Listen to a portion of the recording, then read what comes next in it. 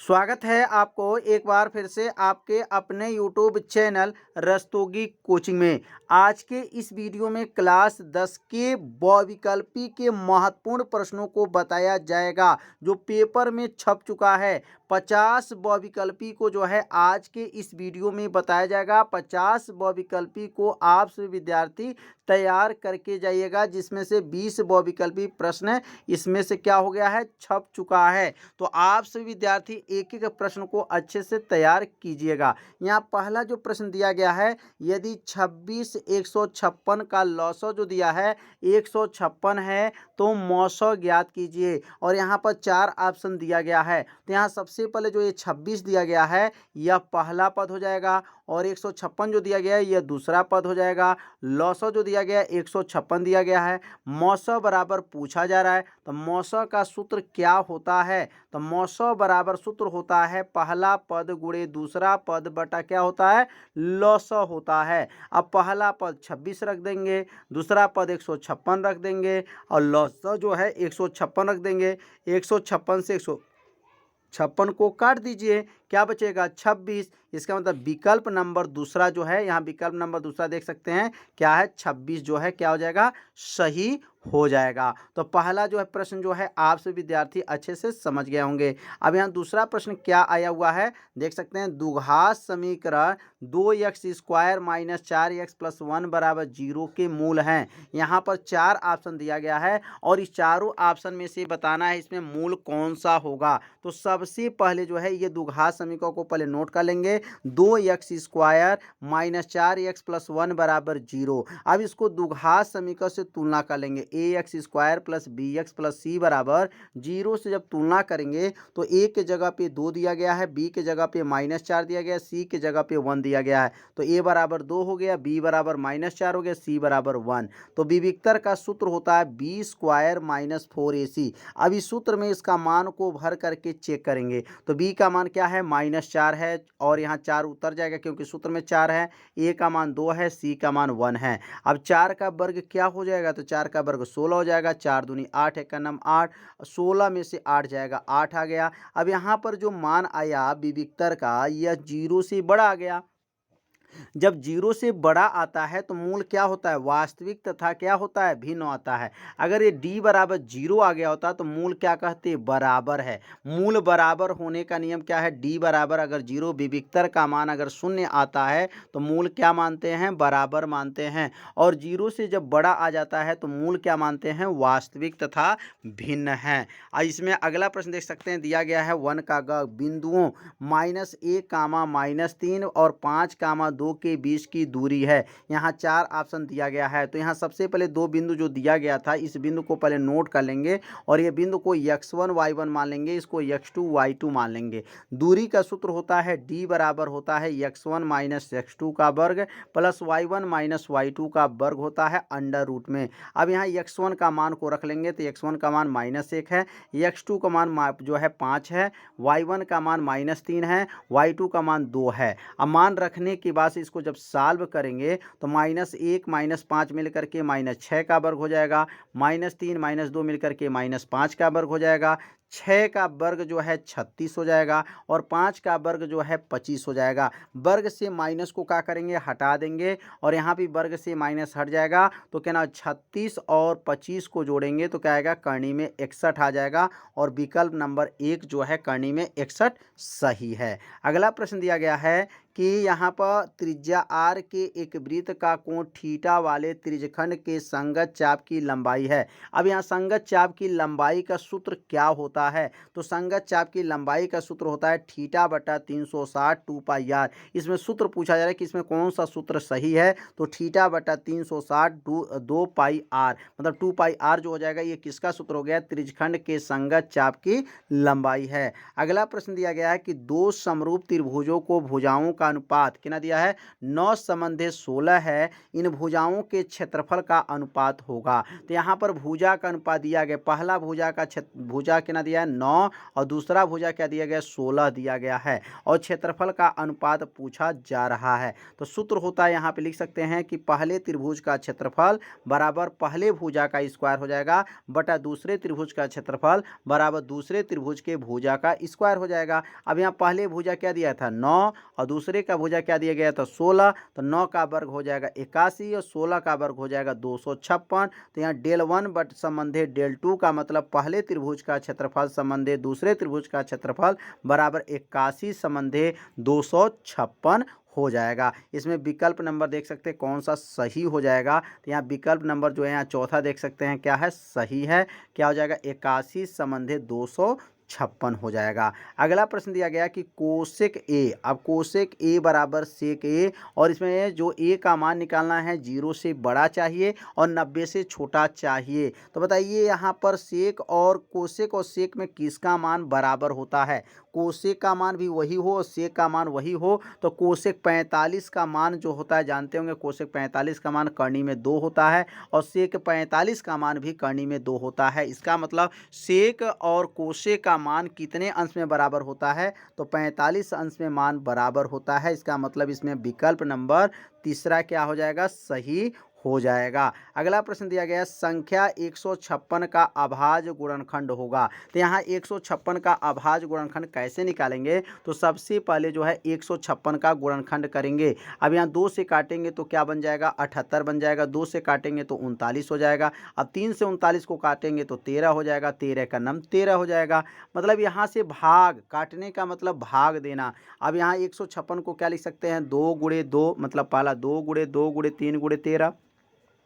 अब यहाँ 2 गुणे 2 गुणे 3 गुणे 13 लिखने के बाद से यहाँ देख सकते हैं 2 2 बार है, इसमें 2 घात हो जाएगा और यहाँ 3 अकेले है 13 भी अकेले है। इसका मतलब विकल्प नंबर 2 जो है क्या है सही है। 2 का वर्ग गुणे 3 गुणे क्या हो जाएगा 13। इसमें विकल्प नंबर 2 जो है क्या है सही है। अगला प्रश्न देख सकते हैं। अगला प्रश्न दिया गया यदि सेक थीटा बराबर 2 है, सेक थीटा पर क्या है 2 है, तो थीटा का मान होगा। तो बताइए सेक में किसका जो है 2 होता है, तो सेक 60 अंश का मान क्या होता है 2 होता है। तो सेक थीटा बराबर 2, तो यहाँ लिखेंगे सेक 60 अंश हो जाएगा। तुलना करेंगे तो थीटा का मान 60 आ जाएगा। इसमें विकल्प नंबर तीसरा जो है क्या हो जाएगा सही हो जाएगा। अगला प्रश्न दिया गया है। अगला प्रश्न दिया गया यदि द्विघात समीकरण 3x² - 12x + m बराबर 0 के मूल बराबर है तो यम का मान होगा। इसमें यम का मान की गणना करना है और मूल क्या है बराबर है। तो यहाँ पर सबसे पहले जो है द्विघात समीकरण को नोट कर लेंगे 3x² - 12x + m बराबर 0। अब द्विघात समीकरण को तुलना करेंगे ax² + bx + c बराबर 0 से जब तुलना कर लेंगे तो यहाँ पर a का मान 3 दिया गया है और b का मान यहाँ पर -12 है और c का मान जो है यहाँ पर यम दिया गया है। तुलना करने के बाद से मूल बराबर होने का नियम लिखा जाएगा। मूल बराबर होने का नियम सूत्र होता है b² - 4ac बराबर 0। अब b का मान इसमें क्या दिया गया है तो -12 का वर्ग हो जाएगा, -4, a का मान 3 और c का मान यम। तो 12 का वर्ग 144 हो जाएगा। वर्ग से जो याद रखेंगे माइनस क्या होता है हट जाता है, 4 3 12 यम हो जाएगा। 144 को जब पक्षांतर करेंगे तो 144 प्लस में जब पक्षांतर करेंगे तो माइनस हो जाएगा और इस माइनस से इस माइनस को काट देंगे। अब यहाँ क्या जाएगा 12 नीचे भेज देंगे, 144 में 12 का भाग करेंगे तो 12 बरहियाँ 144 हो जाएगा। इसका मतलब यम का मान क्या आ गया 12 आ गया। विकल्प नंबर 4 इसमें क्या हो जाएगा सही हो जाएगा। तो उम्मीद करते हैं प्रश्न आप लोग को अच्छे से समझ में आ रहा होगा। अगला प्रश्न दिया गया है कि एक समबाहु त्रिभुज ABC की भुजा 2a है, उसके प्रत्येक शीर्ष लंब की लंबाई होगी। अब यहाँ शीर्ष लंब की लंबाई निकालना है और समबाहु त्रिभुज किसे कहते हैं, वह त्रिभुज जिसकी तीनों भुजाएं आपस में क्या हैं बराबर हैं। अगर ये 2a है, यहाँ पर 2a है तो ये भी क्या रहेगा 2a हो जाएगा और ये भी क्या हो जाएगा 2a हो जाएगा। लेकिन जब इसको आधा करेंगे तो क्या बनेगा या a बन जाएगा या a बन जाएगा और यहाँ लंब डाला गया तो लंब निकालना है। तो ये समकोण त्रिभुज बना है तो समकोण त्रिभुज में शीर्ष लंब की इसमें गणना करना है। तो लंब का सूत्र क्या होता है? तो लंब बराबर होता है अंडर रूट में कर्ण का वर्ग माइनस आधार का वर्ग होता है। इसमें कर्ण कितना है? तो 2a का वर्ग है, 2a का वर्ग हो जाएगा, और आधार इसमें a है तो a का वर्ग हो जाएगा। 2 का वर्ग कितना हो जाएगा? तो 2 का वर्ग 4 हो जाएगा, तो 4a का स्क्वायर हो जाएगा माइनस a का स्क्वायर। तो 4 में से a स्क्वायर को घटा देंगे तो कितना हो जाएगा? कर्णी में 3a का स्क्वायर हो जाएगा। वर्ग से इसका कर्णी हटा सकते हैं, केवल a का कर्णी हटेगा, कर्णी का 3 नहीं हट पाएगा, क्योंकि कर्णी 3 वर्गमूल नहीं बनता है। कर्णी 9 रहता तो 3 उसका जो है वर्गमूल आ जाता, लेकिन यहाँ पर जो है क्या है, कर्णी में 3 है तो यहाँ पे 3 हो जाएगा। तो यहाँ पर ऑप्शन जो देख सकते हैं कौन सा हो जाएगा? विकल्प नंबर तीसरा जो है a कर्णी में 3 हो जाएगा। तो उम्मीद करते हैं प्रश्न आप लोग को अच्छे से समझ में आ रहा होगा। अगला प्रश्न दिया है कि 1 से 10 तक के धनात्मक सम संख्याओं का समांतर माध्य होगा। समांतर माध्य किसे कहते हैं? कुल पदों का योग बटा क्या होता है? कुल संख्या होता है। 1 से 10 तक धनात्मक सम संख्या बताना है, तो सम संख्या कौन कौन होता है? 2, 4, 6, 8, 10 तक। अब इसको जोड़ेंगे, टोटल संख्या कितने हो रहा है? 5 संख्या है, और इस ऊपर जोड़ होगा कितना? तो ऊपर जोड़ने पर 30 आ जाएगा, 30/5। माने यहाँ पर समांतर माध्य का सूत्र होता है क्या? कुल पदों का योग बटा कुल संख्या हो जाता है। 30 को 5 से भाग कर देंगे, कितने बार में जाएगा? तो 6 बार में जाएगा। विकल्प नंबर तीसरा जो है क्या हो जाएगा? सही हो जाएगा। इसमें विकल्प जो है तीसरा 6 आया हुआ है। तो समांतर माध्य की इसमें गणना करना था। अगला प्रश्न दिया गया है बिंदु। अभी देखिए क्वेश्चन दिया गया, बिंदु P का मान दिया गया है 2 कामा -3 दिया गया है, और Q का मान 10 कामा y के बीच की दूरी 10 मात्रक है, तो y का मान होगा। तो यहाँ दूरी दे दिया गया है और इसमें y का मान निकालना है। तो सबसे पहले ये तीनों बिंदुओं को पहले P का मान, Q का मान और D का मान पहले नोट कर लेंगे। इसको x1 y1, इसको x2 y2, इसको D मान लेंगे। तो D का सूत्र क्या होता है? तो D बराबर होता है कर्णी में x1 माइनस x2 का वर्ग प्लस y1 माइनस y2 का वर्ग होता है। तो D के जगह पे 10 हो जाएगा, और x1 का मान यहाँ पर देख सकते हैं 2 दिया गया है, और x2 का मान यहाँ 10 दिया गया है तो 10 भर देंगे।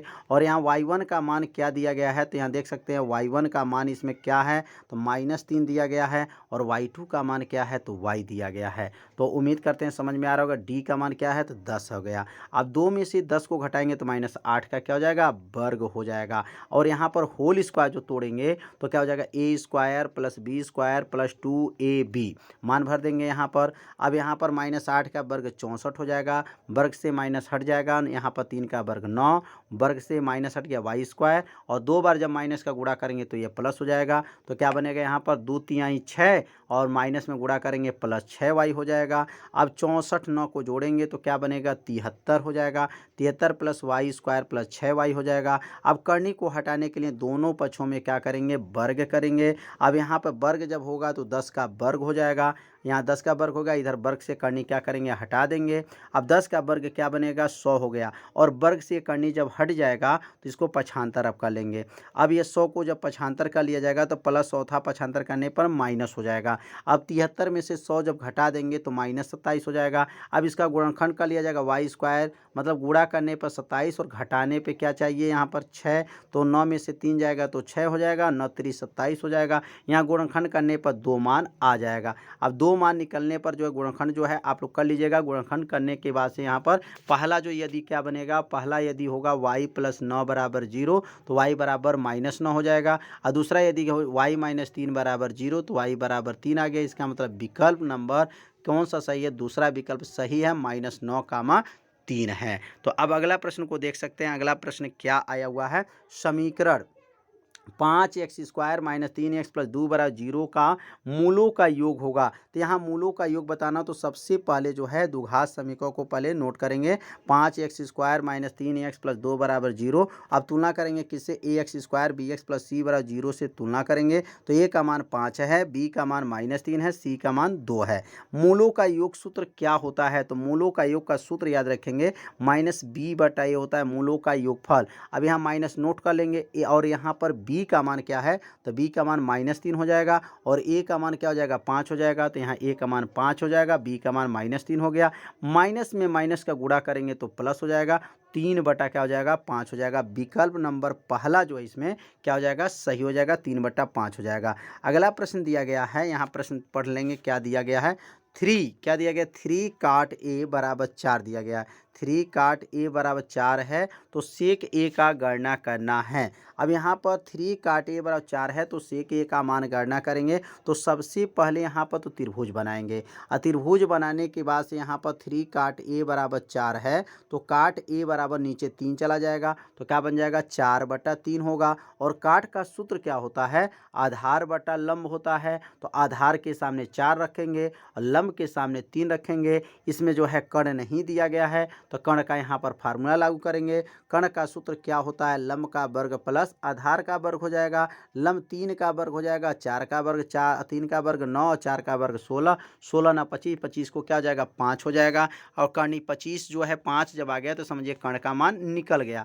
अब किसका मान निकलना है, तो सेक का। तो सेक का सूत्र क्या होता है, तो कर्ण बटा आधार होता है। तो कर्ण इसमें क्या है, 5 हो जाएगा और आधार क्या है, तो 4 हो जाएगा। तो 5 बटा 4 जो है इसमें ऑप्शन क्या हो जाएगा, सही हो जाएगा। और विकल्प नंबर दूसरा जो है इसका विकल्प क्या है, सही है। अगला प्रश्न दिया गया है, अगला समीकरण दिया गया है x प्लस वाई बराबर 2 है और एवं x प्लस वाई बराबर 2 है, हल होगा। यहाँ 4 ऑप्शन दिया गया है और 4 ऑप्शन में आपको बताना है कौन सा ऑप्शन सही है। तो पहले दोनों समीकरण को पहले नोट कर लेंगे कि x माइनस वाई बराबर 2 और x प्लस वाई बराबर 2। अब यहाँ पर देखेंगे विपरीत चिन्ह है। विपरीत चिन्ह में क्या करते हैं, विपरीत चिन्ह है प्लस और माइनस है तो जोड़ेंगे। और जब जोड़ेंगे तो y से y खत्म हो गया और यहाँ दोनों x जुटेगा तो 2x बन जाएगा। 2x बराबर क्या है, 2 जोड़ेंगे तो क्या बना, 4 हो जाएगा। 2 को नीचे भेज देंगे क्योंकि गुणा है तो भाग बनेगा। 2 से 4 को काट देंगे, x का मान 2 आ गया।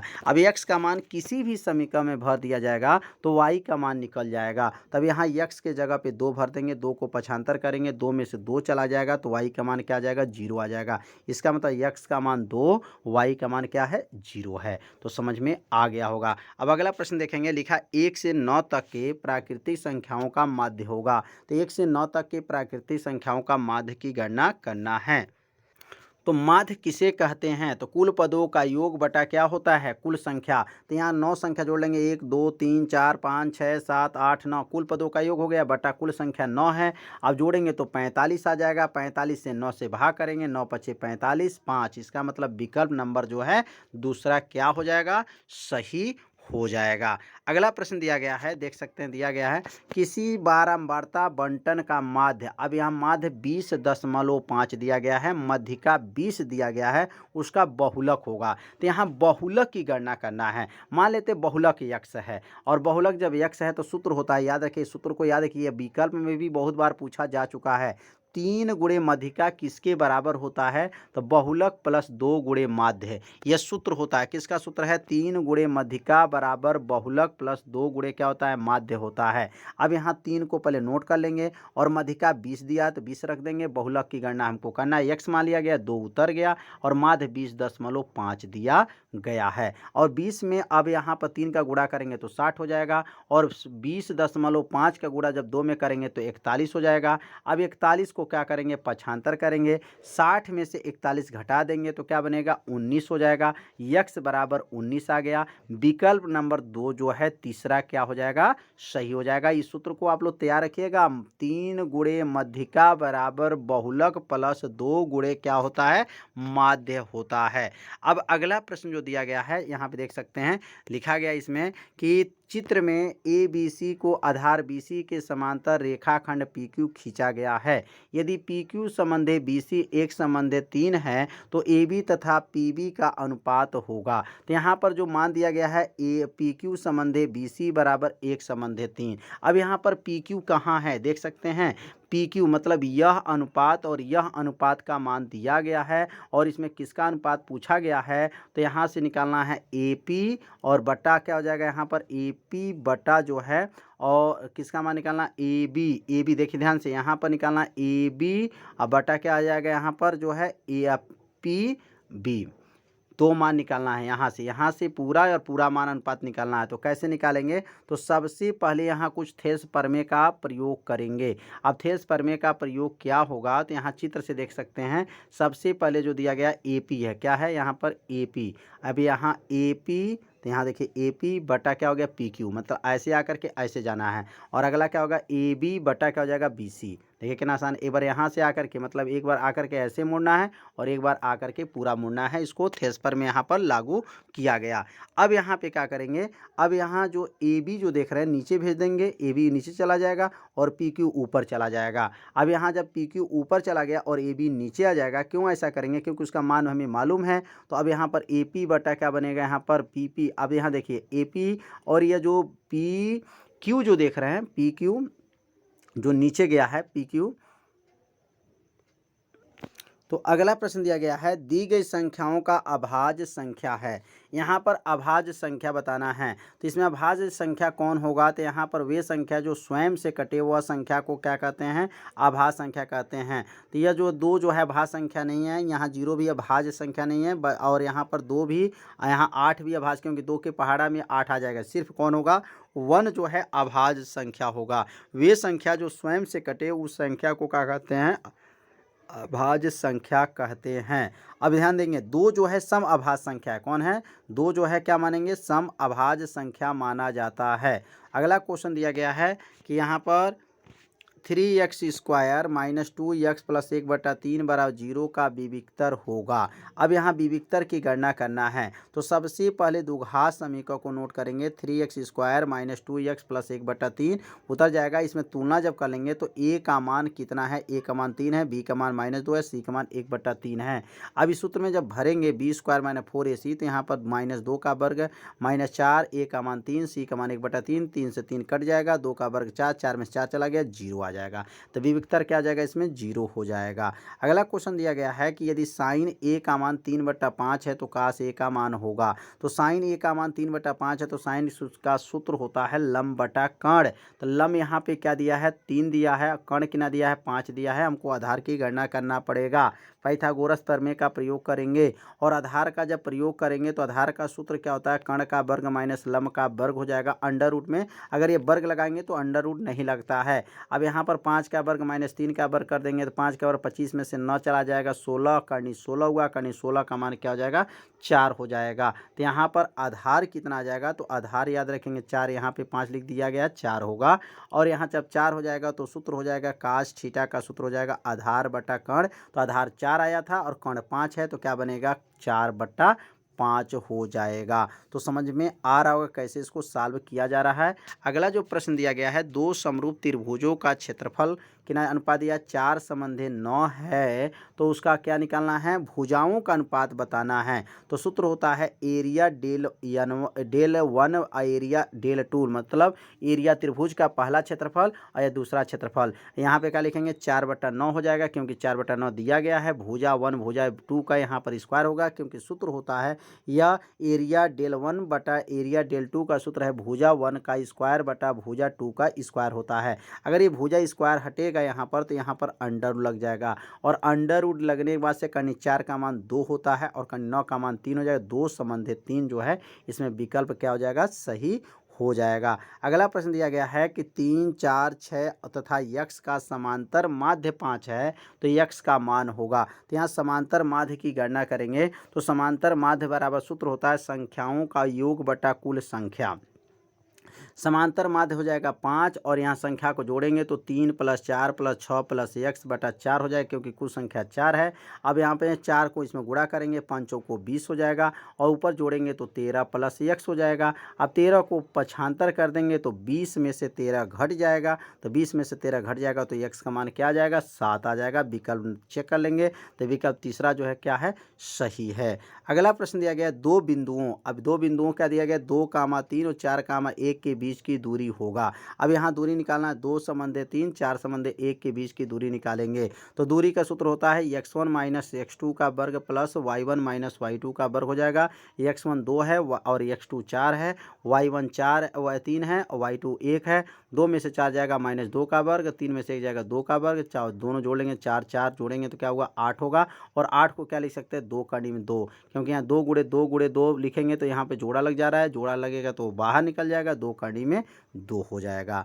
अगला जो प्रश्न दिया गया है, किसी धनात्मक पूर्णांक p के लिए प्रत्येक धनात्मक विषम पूर्णांक संख्या होगा। अब यहाँ विषम संख्या कौन होगा, तो यहाँ पे देख सकते हैं विषम संख्या, अगर यहाँ पर विषम संख्या अगर एक, जैसे यहाँ 1 रखेंगे, विषम संख्या 1 रखेंगे तो 1 1 2 हो जाएगा, तो सम संख्या जा रहा है। अगर p का मान क्या क्या रख सकते हैं, p का मान 1 2 3 4 5 रख करके चेक करेंगे कहाँ पर विषम आ रहा है। अगर यहाँ 1 रखते हैं तो 2 1 का नम 2 हो जाएगा, यहाँ जो 1 रखेंगे तो 2 1 का नम 2 और 2 1 जोड़ेंगे 3, इसका मतलब विषम संख्या कौन होगा 2p + 1। p का मान जब 1 2 3 4 5 रखेंगे और रखने पर जिस पर विषम संख्या बैठेगा वही विषम संख्या माना जाता है।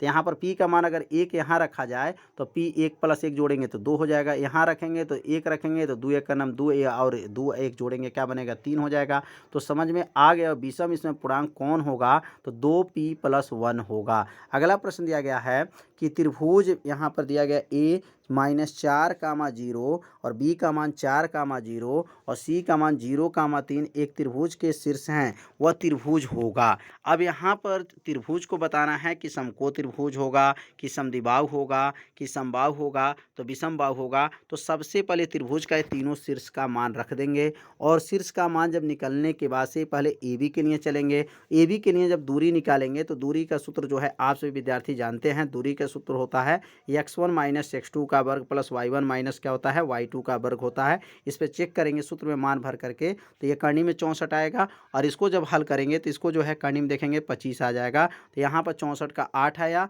और करनी 25 का 5 आया, 2 तो ऐसे हल हो गया AB BC। और इसी प्रकार यहाँ पर CA चेक करेंगे तो CA जो है दूरी का सूत्र मतलब प्रयोग करेंगे और सूत्र CA का जब प्रयोग करेंगे तो ये 5 आ गया। तो यहाँ पर क्या देख रहे हैं कि इसमें दो भुजाएं की लंबाई जो है बराबर, दो भुजाओं की लंबाई बराबर है और एक भुजा की लंबाई बराबर नहीं है। तो इसका मतलब जब दो भुजा बराबर आया दूरी निकालने पर दो भुजा की लंबाई बराबर है तो वह समद्विबाहु त्रिभुज होगा, क्योंकि इसमें दूरी जब निकालेंगे AB BC CA तो इसमें दो भुजाओं की दूरी आपस में क्या गया है बराबर आ गया है, इसमें समद्विबाहु त्रिभुज होगा।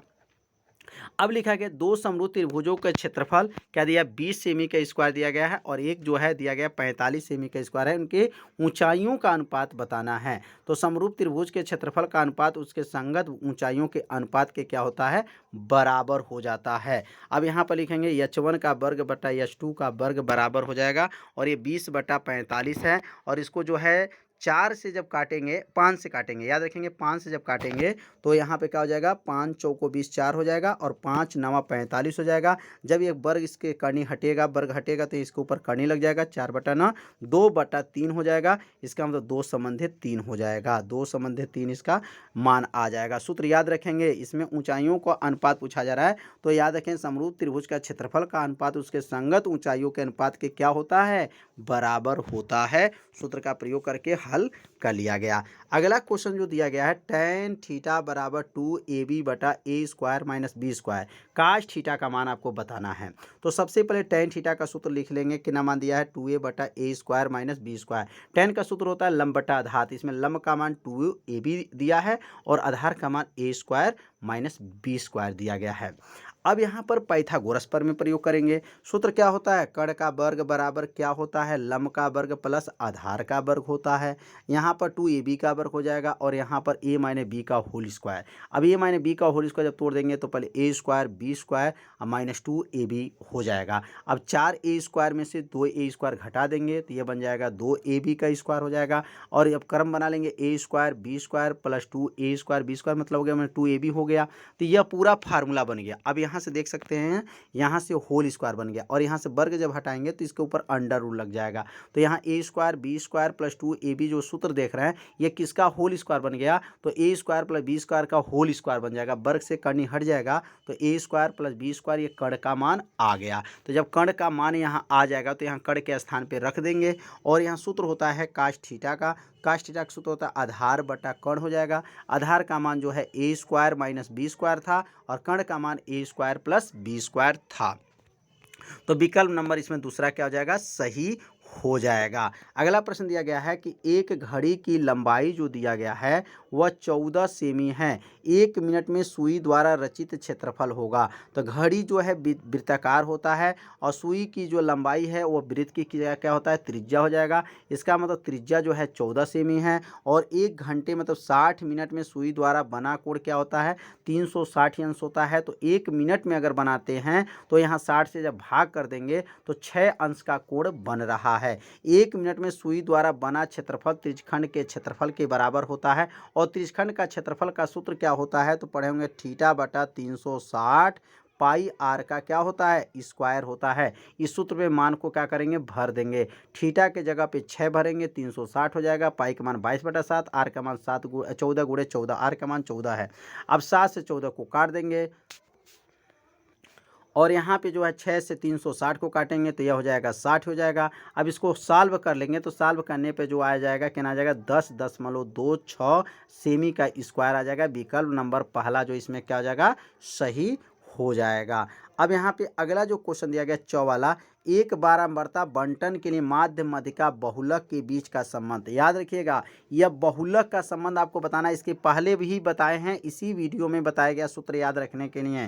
क्या बताया गया था, मध्यिका क्या था, 3 गुणे मध्यिका था, उसी को पक्षांतर करके यहाँ बनाया गया है। तो बहुलक क्या बनेगा, 3 गुणे मध्यिका माइनस 2 गुणे माध्यक। माध्यक माने जो है क्या हो जाएगा, यहाँ पर 3 गुणे मध्यिका गुणे 2 गुणे माध्यक। यह इसमें कौन सा विकल्प सही है, तो तीसरा वाला विकल्प जो है क्या हो जाएगा, यहाँ माध्यक नहीं रहेगा, याद रखिए माध्य रहेगा। क्या रहेगा, माध्य। माध्य मतलब समांतर माध्य रहेगा। इसमें विकल्प नंबर तीसरा जो है क्या हो जाएगा, सही हो जाएगा। अब अगला प्रश्न देख सकते हैं। अगला प्रश्न दिया गया है कि एक धनात्मक पूर्णांक Q के लिए धनात्मक सम पूर्णांक का रूप है। अब यहाँ सम कैसे पता चलेगा, P का मान 1 2 3 4 भरिए, जिस पे सम बैठता है वही सम संख्या हो जाएगा। अगर यहाँ P Q का मान 1 रखेंगे तो 1 में से 1 चला गया, 0 हो जाएगा। Q का मान यहाँ रखना है, क्या रखना है, P का नहीं Q का मान रख करके चेक करेंगे। तो यहाँ पर अगर 1 रखेंगे तो 0 हो गया, तो सम संख्या है नहीं। यहाँ पर रखेंगे तो क्या बनेगा, 1 रखेंगे तो 1 + 1 बनेगा, ये तो सम बन रहा है। आगे देखेंगे यहाँ पर भी रखेंगे सम बनेगा, यहाँ रखेंगे तो विषम बनेगा। अब 2 रखेंगे तो जब 2 रखेंगे तो 2 और 1 जोड़ेंगे 3 आ गया, इसका मतलब यह नहीं होगा। अब 2 इसमें रखेंगे तो क्या बनेगा, 2 दूना 4, 3 रखेंगे तो 2 तिहाई 6, 4 रखेंगे तो 4 चौको 8। इसमें सम मतलब यहाँ पर सम किस में बनेगा, 2Q में बनेगा। तो इसमें विकल्प नंबर कौन सा सही हो जाएगा, तीसरा विकल्प सही हो जाएगा। समझ में आ रहा होगा, मतलब Q का मान जिसमें रखने, Q का मान 1 2 3 4 5 6 रखने पर जिस पर सम संख्या बनता है वह सम संख्या कहलाता है।